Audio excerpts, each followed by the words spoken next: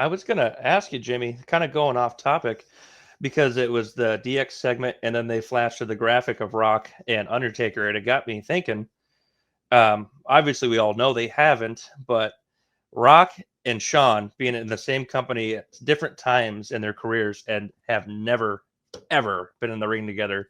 Do you think that's a missed opportunity, Oh, or it's is it probably because of the it's probably hatred? the biggest what if in WWF history, right? Like the reason that everything we're talking about eventually works is because Stone Cold Steve Austin had the wherewithal to look at The Rock and go, "Oh, I can make money with this guy." And Shawn was in 100%. such a point at his life that anybody that was a threat to him at the top was a threat. I mean, look at all the money that he could have drawn with Bret Hart and chose to not see the forest through the trees. And obviously, he had some substance abuses that helped along with the way with that.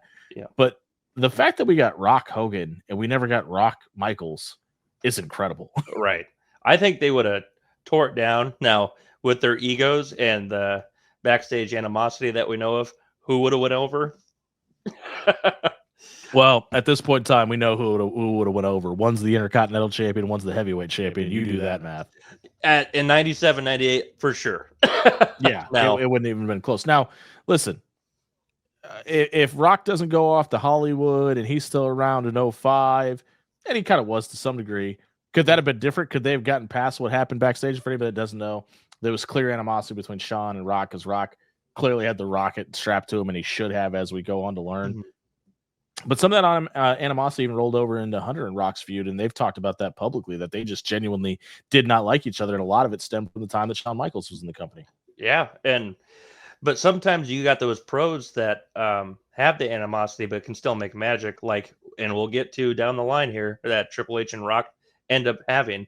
I was just curious on your thoughts on the magic that could have been with Shawn and we Rock. talked about this with Brian Alvarez a couple weeks ago.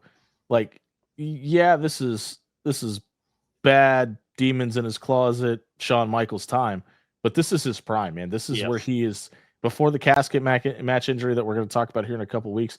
This is the best we've ever seen him, and maybe the best we'll ever see of him. I mean, you could debate the time when he came back. Was he better? Maybe, but he worked a lot smarter and didn't risk as much.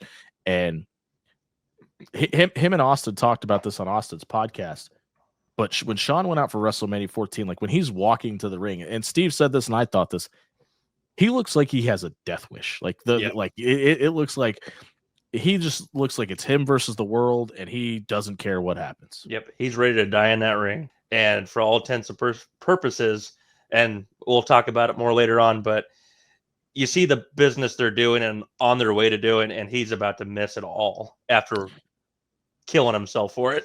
Yeah, I was so busy taking notes and analyzing the main event of In Your House, the Generation X, that after we had that interview with Brian, he just pointed out how good Shawn was in that match against Ken Shamrock, who's on this episode as well. We'll get to that in a minute, but I went back and rewatched it, and he's spot on, man. He's so quick and so fast and just so fluent in everything he's doing. You almost miss it. Yeah, just because of like it looks how it's supposed to look. We talk about botches and things like that, miss spots all the time. Not in this era, not for Shawn Michaels. Nope. He was perfection personified. If there's a wrestler that was anything close to perfect, it was Shawn in the ring. That was just a glimpse into what Analyzing Attitude has to offer. If you liked what you saw here, here's what we suggest next for you. And if you're not down with that, we got 2 words for you. Like and subscribe.